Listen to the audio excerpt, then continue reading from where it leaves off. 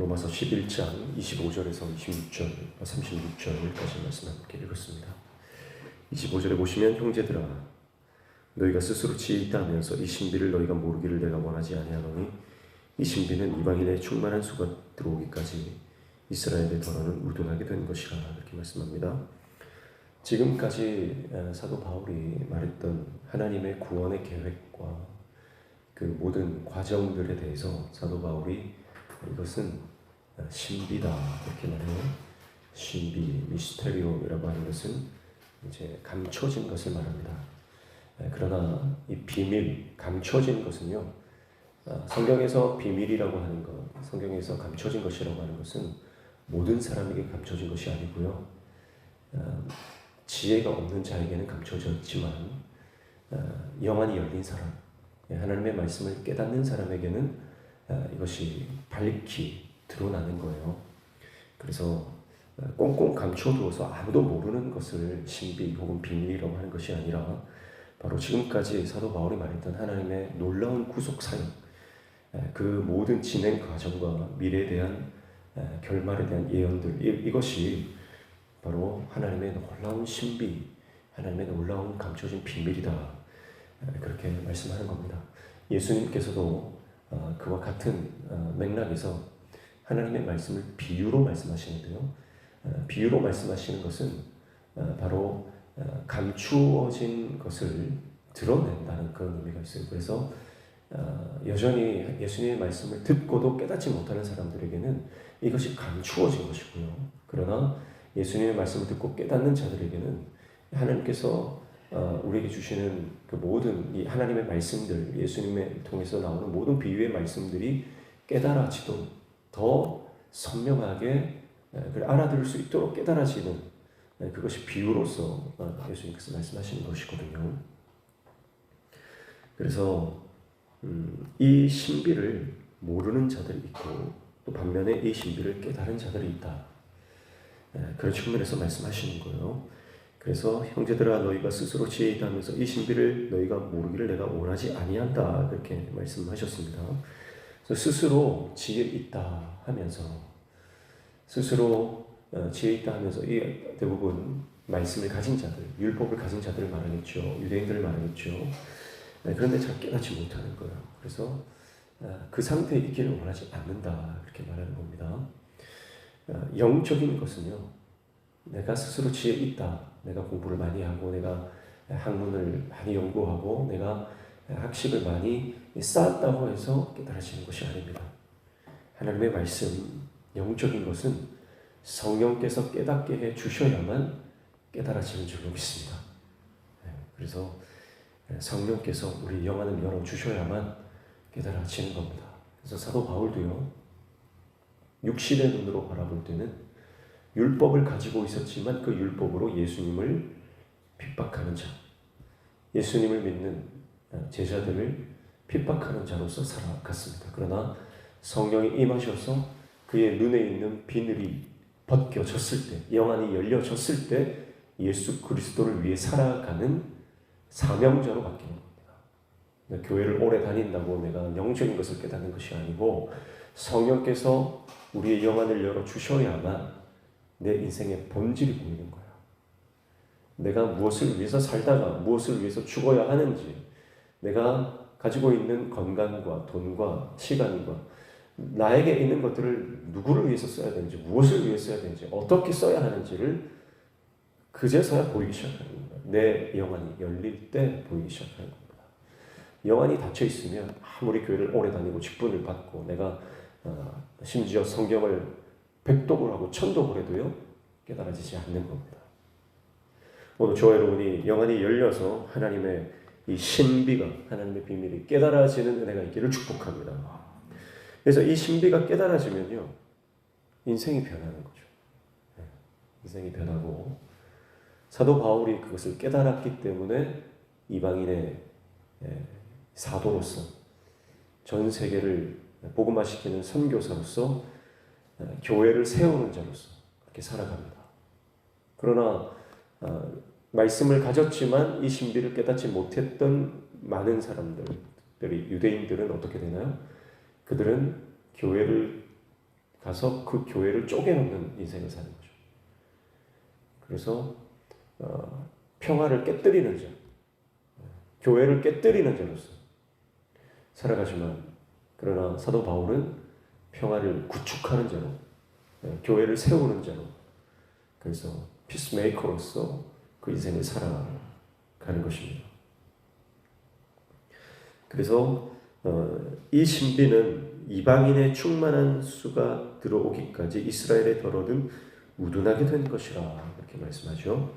그래서 이방인의 충만한 수라고 하는 것은 하나님께서 작정하신 그 이방인들에 대한 구원, 그 구원받는 수가 있죠. 그 사람의 수가 채워졌을 때, 그 충분한 하나님의 그 구원 계획이 이제 이루어졌을 때에 까지를 말하는 겁니다. 그때까지 이제 이스라엘의 더러는 우둔하게 되는 것. 더러는 부분적이다 이런 뜻이에요.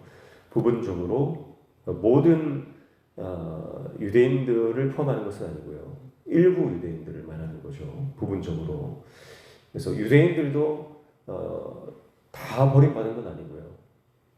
일부는 버림을 받았지만 또 일부는 또 돌아오는 케이스가 있습니다. 그러나 이제 이방인의 충만한 수가 다 채워지고 나면 이 구원의 역사가 유대 땅으로 가게 될 것이다 라고 하는 것을 말씀하고 있어요.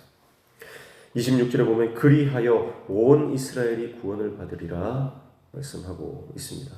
그래서 온 이스라엘이 구원을 받는다는 것은, 이것은 모든 이스라엘을 말하는 건데요. 모든이라고 하는 것은 전체 다 완전히 한 사람도 빠짐없이를 말하는 것이 아니라 하나님께서 작정하신 그 유대인들의 온전한 구원을 말하는 겁니다.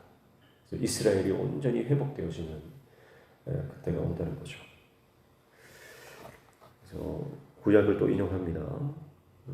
26절 보시면 구원자가 시온에서 오사 야곱에게서 경건하지 않은 것을 돌이키시겠고 그렇게 말씀하죠. 이사야 59장 말씀을 인용하고 있고요. 내가 27절에 내가 그들의 죄를 없이 할 때에 그들에게 이루어질 내 언약이 이것이라 함과 같으니라. 그래서 이사야 27장 말씀 인용을 하고 있습니다. 그래서 이스라엘 백성들의 죄의 문제가 해결될 것이다. 경건하지 않은 이스라엘이 돌아올 것이다. 돌이키게 하실 것에 대해서 말씀을 하시고요. 그리고 하나님의 언약, 그 언약이 새로운 언약의 구원이 그 이스라엘 백성들에게 경험되어질 것이다. 그것을 말씀하고 있습니다. 그러니까 구약이 예언하고 있는 것도 이스라엘 회복, 유대인들의 그 돌아옴에 대해서 예언을 하고 있습니다. 28절 복음으로 하면 그들이 너희로 말미암아 원수된 자요 택하심으로 하면 조상들로 말미암아 사랑을 입은 자라. 이전의 설명의 요약이죠.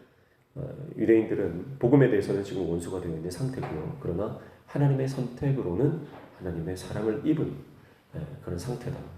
이렇게 말씀합니다. 29절 하나님의 은사와 부르시면 후회하심이 없느니라 말씀하죠.